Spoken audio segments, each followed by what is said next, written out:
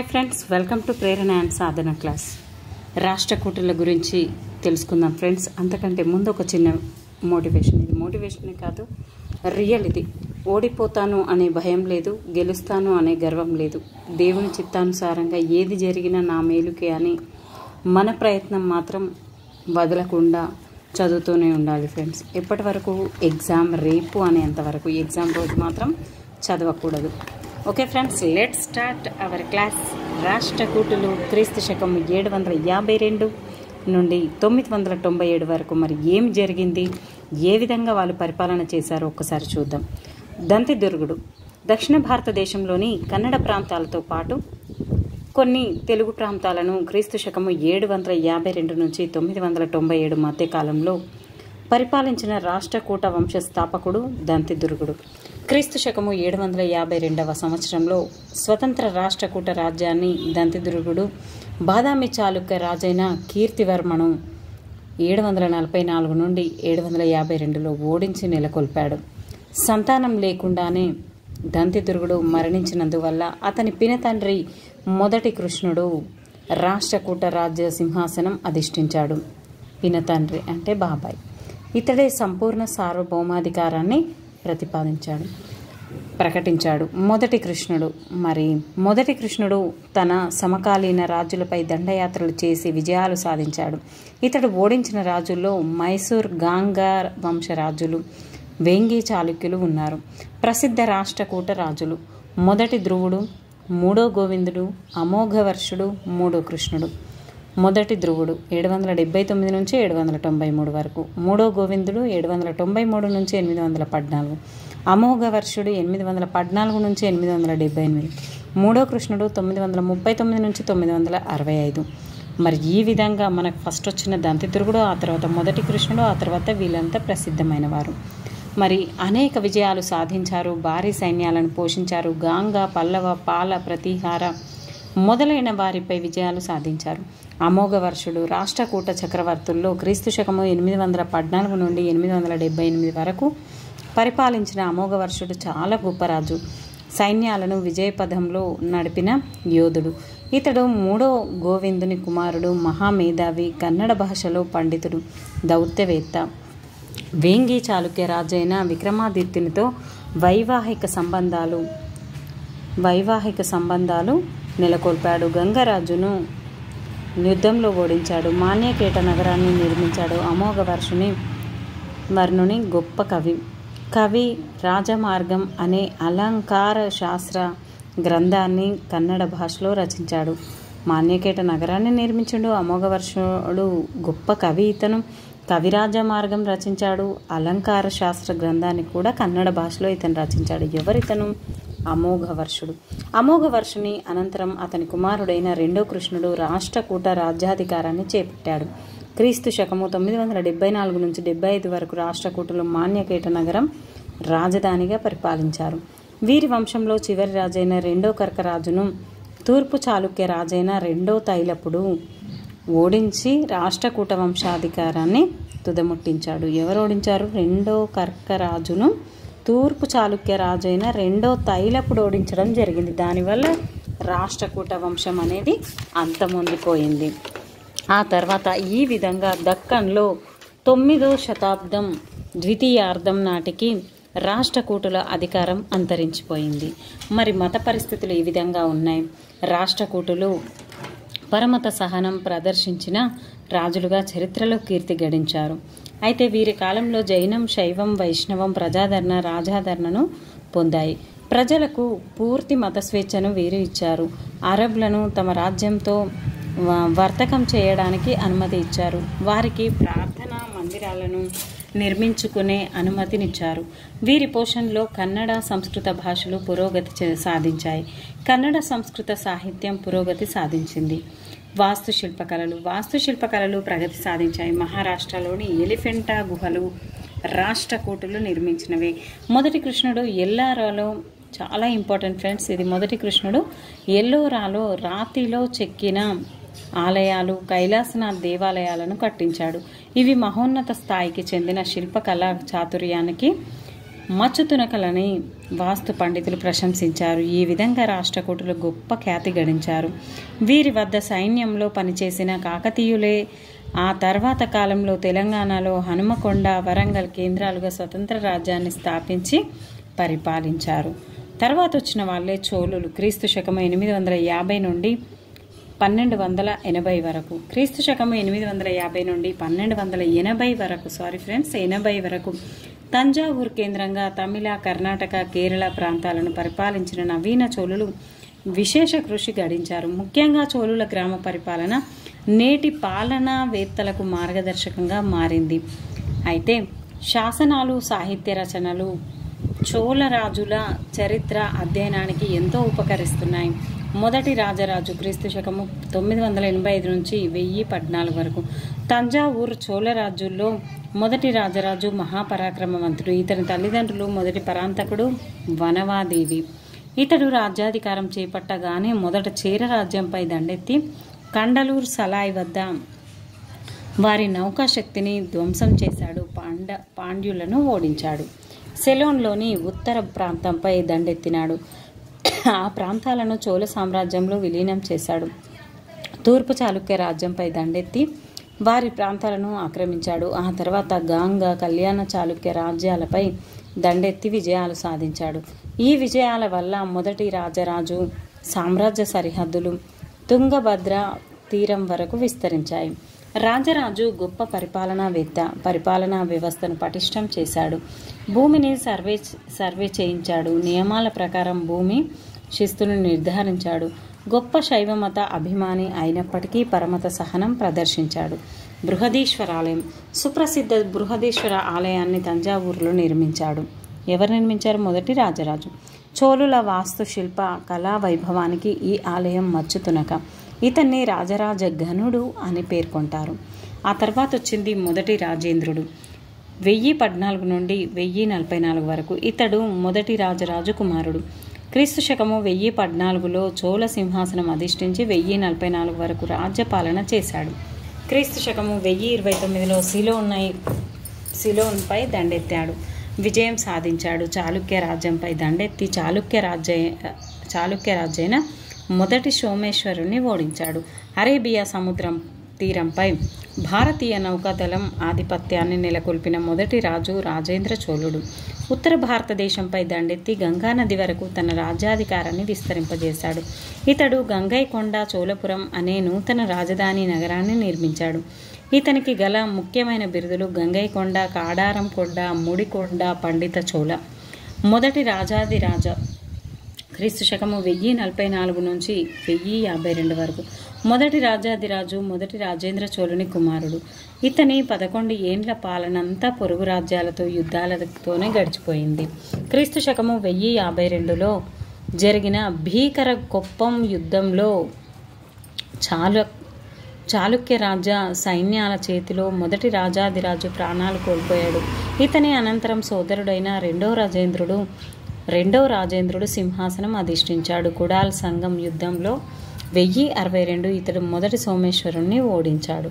రెండో రాజరాజు వారసులు. రెండో రాజరాజు తర్వాత అసమర్థ పాలకులు చోళ రాజ్యాధికారం చేపట్టారు. వీరిలో మొదటి వీర రాజేంద్రుడు, ఆ తర్వాత అధిరాజేంద్రుడు పరిపాలన చేశారు. అధిరాజేంద్రుడి మరణానంతరంతో విజయాలను చోళవంశ శాఖ అంతరించింది. ఆ తర్వాత చోళ సామ్రాజ్య సింహాసనం తూర్పు చాళుక్య రాకుమారుడైన మొదటి కులోత్తంగ చోళునికి లభ్యమైంది. మొదటి కులోత్తంగ చోళ క్రీస్తు శకము 1170 నుంచి 1120 వరకు 50 ఏండ్ల పాటు పాలన చేశాడు. మరి ఇతడు రాజరాజు మన ఊళ్ళో ఇక్కడ ఏంటంటే 12 ఉండాలి ఫ్రెండ్స్, 11 అని పడింది, 12 ఉండాలి. ఇలా 50 ఏండ్ల పాటు పరిపాలన చేశారు. ఇతడు రాజరాజు మనమల్లో అతి పరాక్రమవంతుడు. ఇతడు తంజావూరు చోళ రాజ్య సింహాసనం అధిష్ఠించడంతో వేంగి చోళ సామ్రాజ్యంలో అంతర్భాగమైంది. చోళ రాజుల్లో ఇతడే చివరి గొప్ప రాజు. రెండో కులోత్తుంగుడు 1178 నుండి 1216 మధ్యకాలంలో పాలించాడు. అనంతరం చోళ రాజ్యం అంతరించింది. పాండ్య, హోయసాల, యాదవ, కాకతీయ రాజ్యాలు విలసిల్లాయి. చోళుల పరిపాలన విశేషాలు. దక్షిణ భారతదేశ చరిత్రలో చోళయుగం అనేక ప్రత్యేకతలకు నిలయంగా మారింది. వారి సైనిక విజయాలు, వారి వాస్తు శిల్పకళ సేవతో పాటు చోళరాజులు ప్రాచీన రాజనీతి సూత్రాల ఆధారంగా రూపొంది ఆచరణలో పెట్టిన కేంద్ర ప్రభుత్వ యంత్రాంగం, స్థానిక పరిపాలనా వ్యవస్థ, గ్రామ పాలన అనేక మంది చరిత్రకారుల పాలనావేత్తల ప్రశంసలు పొందినవి. కేంద్ర ప్రభుత్వ యంత్రాంగానికి చక్రవర్తే మూల స్తంభం. అతడే సర్వాధికారి, అతని మాటే శాసనం. సర్వసైన్యాధికారి, న్యాయాధీశుడు కానీ నిరంకుశుడు కాదు. ప్రజాహితాన్ని దృష్టిలో ఉంచుకొని చోళరాజులు పరిపాలన చేశారు. రాజుగారికి పాలనా వ్యవహారాల్లో సహకరించడానికి నిర్దిష్టమైన మంత్రి పరిషత్ లేదు. కొంతమంది ఉన్నతాధికారులు ఉన్నారు. వీరిని ఉదనకుట్టం అనేవారు. చోళరాజులు క్రమబద్ధమైన ఉద్యోగి స్వామ్యాన్ని రూపొందించినట్లు సమకాలీన ఆధారాల వల్ల తెలుస్తుంది. కేంద్రంలో చక్రవర్తి, అతని మంత్రులు, ఉన్నతాధికారులు రాజ్య రక్షణ, ప్రజా సంక్షేమం, శాంతి భద్రతల పరిరక్షణ మొదలైన అంశాలను చూసేవారు. స్థానిక సంస్థల అధికారులకే అన్ని విశేషాధికారాలు అప్పగించారు. గ్రామం యావత్ పరిపాలనా వ్యవస్థకు పునాదిగా ఉంటుంది. కొన్ని గ్రామాల కలయిక కొన్ని కుర్రంల కలయిక వెలనాడు. దీనిపై పాలనా యూనిట్ మండలం లేదా రాజ్యం, ప్రావిన్స్, మండలం. పాలనాధికారులుగా యువరాజు లేదా సమీప బంధువులు ఉండేవారు. రెవెన్యూ పాలన, న్యాయ వ్యవస్థ. చోళులు పటిష్టమైన రెవెన్యూ వ్యవస్థను, న్యాయ విధానాన్ని ఆచరించారు. భూమి శిస్తే ప్రధాన ఆదాయం. చేతి వృత్తులు, కుటీర పరిశ్రమలు మొదలైన వాటిపై పన్ను ఉండేది. వర్తక వ్యాపారులపై, అంగళ్లపై, ఇంటిపై పన్నులు వసూలు చేసేవారు. గ్రామ పరిపాలనాధికారులే గ్రామంలోని ప్రజలు పన్ను చెల్లించేటట్లు కృషి చేయాలని రాజు గ్రామాధికారులకు మార్గనిర్దేశం చేసేవాడు. భూమి శిస్తుతో పాటు వృత్తి పన్నులు, అడవులపై, గనులపై, నీటిపారుదల కాలువలపై, వర్తక వ్యాపారులపై చోళులు పన్నులు, సుంకాలు విధించి వసూలు చేయించారు. ఆదాయాన్ని సైన్యం, రాజుగారి అవసరాలకు, నౌకాదళం కోసం, ఉద్యోగుల జీతాలను, రోడ్లు, రహదారుల నిర్మాణం, నీటిపారుదల సౌకర్యాల ఏర్పాటు మొదలైన వాటిపై ఖర్చు చేసేవారు. చక్రవర్తి సామ్రాజ్యంలో అత్యున్నత న్యాయాధికారి. రాష్ట్ర, గ్రామ, మండల స్థాయిలో న్యాయ విధులు ప్రత్యేక అధికారులు నిర్వహించేవారు. మరణశిక్ష అనేది ఆచరణలో లేదు. ఈ విధంగా చోళులు చాలా గొప్పగా పరిపాలన అనేది చేశారు. మరి సైనిక విధానం, నౌకాదళం ఏ విధంగా ఉంది? చోళ చక్రవర్తులు భారీ సంఖ్యలో సుశిక్షిత సేనలను పోషించారు. చక్రవర్తి సర్వ సైన్యాధికారి. సైన్యంలో చతురంగ బలాలున్నాయి. ప్రత్యేక అధికారులు సైన్య నిర్వహణ చూసేవారు. వీరి సైన్యంలో బలోపేతమైన నౌకాదళం ఉంది. ఈ విధంగా చోళులు సమకాలీన రాజులతో జరిపిన యుద్ధాల్లో వీరు సాధించిన విజయాలు వారి సైన్యాల శక్తికి, యుద్ధ వ్యూహ రచనకు నిదర్శనం. చోళుల స్థానిక స్వపరిపాలన విధానం ఏ విధంగా ఉంది? మరి చోళులు స్థానిక గ్రామ పరిపాలన పట్ల ప్రత్యేక శ్రద్ధ చూపారు. మొదటి పరాంతకుని ఉత్తర మేరూర్ శాసనం. ఎవరైంచారు ఫ్రెండ్స్ ఈ శాసనాన్ని? మొదటి పరాంతకుడు. చోళుల స్థానిక పరిపాలనా వ్యవస్థ రూపురేఖలను, స్వభావాన్ని తెలియజేస్తుంది. ఇది మొదటి పరాంతకుడు వేయించిన ఉత్తర మేరూర్ శాసనం అనేది చోళుల స్థానిక పరిపాలనా వ్యవస్థ గురించి తెలుస్తుంది. గ్రామాలకు స్వయం ప్రతిపత్తి అధికారాలు కల్పించి గ్రామ స్వరాజ్యానికి చోళులు నాంది పలికారు. వీరి గ్రామ పాలన వ్యవస్థ నేటి తరాలకు మార్గదర్శకమైంది. గ్రామ సభలు, వీటి సభ్యులు ఎంపిక విధానం, నియమ నిబంధనలు, ఉండవలసిన లక్షణాలు, అర్హతలు చాలా ఉత్తమ కోవకు చెందినవి. విలువలతో, సేవా తత్పరతతో కూడినవి 2 రకాల గ్రామ సభలు ఉండేవి. అవి ఉర్ మరియు సభ. ఉర్ అనేది సామాన్యుల గ్రామ సభ. సభ మాత్రం కేవలం బ్రాహ్మణులు నిర్వహించే గ్రామాల్లో ఉండేది. సభ అనేదేమో బ్రాహ్మణులు. గ్రామ సభలు వాటి కమిటీల ద్వారా గ్రామ సేవ చేసేవి. ఈ కమిటీలను వార్యంలు అనేవారు. గ్రామ కమిటీల సభ్యులను గ్రామ అసెంబ్లీ సభ్యులు ఎన్నుకునేవారు. గ్రామ కమిటీలలో ప్రధానమైనవి తోట వార్యం, నీటి వార్యం, న్యాయవార్యం, విదేశీ బాటసారులు, సన్యాసులు మొదలైన వారి అవసరాలు, కదలికలు చూసే కమిటీ, జనన మరణాల రికార్డు కమిటీ పేర్కొనదగినవి. ఈ గ్రామ కమిటీల సమావేశాలు ఏడాదికి ఒకసారి జరిగేవి. నేరాలు చేసిన సభ్యులను ఈ కమిటీల నుంచి తొలగించే వారు శిక్షించేవారు. ఈ విధంగా గ్రామ సభలు సంపూర్ణ స్వయం ప్రతిపత్తి అధికారాలు చెలాయించాయి. గ్రామ అవసరాలు, గ్రామం తరఫున ప్రభుత్వానికి, రాజుకు చెల్లించవలసిన పన్నులు, సుంకాలు వీరే వసూలు చేయాలి, కోశాధికారానికి పంపాలి. ప్రతి గ్రామానికి గ్రామ కమ్యూనిటీ భూములు ఉండేవి. వీటి ఆదాయం కొంతమేరకు గ్రామ సభ్యుల జీతాలకు, గ్రామ అవసరాలకు ఉపయోగించేవారు. మిగిలిన వాటా రాజు ఖజానాల్లో జమ చేసేవారు. గ్రామ సభ సభ్యుల ఎంపిక విధానం. చోళుల స్థానిక పరిపాలనలో గ్రామ సభ, ఆ సభలోని సభ్యుల పాత్ర విశేషమైంది. గ్రామ సభ సభ్యులుగా పోటీ చేసే వారికి అనేక కఠిన నిబంధనలు, అర్హతలు పూర్తి చేయవలసి ఉంటుంది. ప్రతి గ్రామాన్ని గ్రామ సభ ఎన్నికల సందర్భంగా అనేక వార్డులుగా కుటుంబం విభజించేవారు. అనేక వార్డులు ఉండేవి. గ్రామ సభకు పోటీ చేసేవారు తప్పనిసరిగా ఈ క్రింది అర్హతలు కలిగి ఉండాలనే నిబంధనలు ఉండేవి. వయస్సు 35 నుండి 70 మధ్య ఉండాలి. ఆ గ్రామ నివాసి వేదాల్లో కొంత పరిజ్ఞానం కలిగి ఉండాలి. ఆస్తి కలిగి ఉండాలి. నేరం చేసి కానీ అప్పు కలిగి కానీ ఉండరాదు. గ్రామ సభల ఎంపికకు నామినేట్ చేయవలసిన వ్యక్తుల పేర్లు తాళపత్రాలపై రాసేవారు. వీటిని కుడువోలై అనేవారు. గ్రామ సభ ఎన్నిక నాడు గ్రామస్తులందరూ గ్రామంలోని ఒక చోట జమకూడేవారు. గ్రామ సభ సభ్యులను లాటరీ పద్ధతిలో ఎన్నుకునేవారు. గ్రామ సభల కార్యనిర్వాహక ఎగ్జిక్యూటివ్ మెంబర్లను, సభ్యులను వారియమెప్పేరు మక్కల్ అనేవారు. వారియప్పేరు మక్కల్ అనేవారు. ఎవరిని? గ్రామ సభ సభ్యులను లాటరీ పద్ధతిలో ఎన్నుకునేవారు. గ్రామ సభల కార్యనిర్వాహక సభ్యులను ఆ విధంగా పిలిచేవారు. వారియప్పే రుమక్కల్. గ్రామ వారు పౌరులందరికీ సామాజిక సేవా బాధ్యత గ్రామ సభ నేర్పేది. గ్రామ వికాసమే సామ్రాజ్య వికాసమని, గ్రామ అభివృద్ధి చక్రవర్తి ఏకైక లక్ష్యమని చోళులు ఉద్ఘాటించారు. శాశ్వత కీర్తి గడించారు. వాస్తుశిల్పకళ. చోళ చక్రవర్తులు గొప్ప దేవాలయ నిర్మాతలు. తంజావూరు, గంగైకొండ, చోళపురం, కడుంబలూరు, చిదంబరం మొదలైన చోట్ల అనేక దేవాలయాలు నిర్మించారు. త్రిశాల ప్రాకారాలు, భారీ ఎత్తు గోపురాలు వీరి వాస్తుశిల్పకళ ముఖ్య లక్షణాలు. తంజావూరులోని బృహదీశ్వరాలయాన్ని రాజరాజు నిర్మించాడు 1009. ఇది భారీ నిర్మాణం. వాస్తుశిల్పులు మేధో వికాసానికి నిదర్శనం.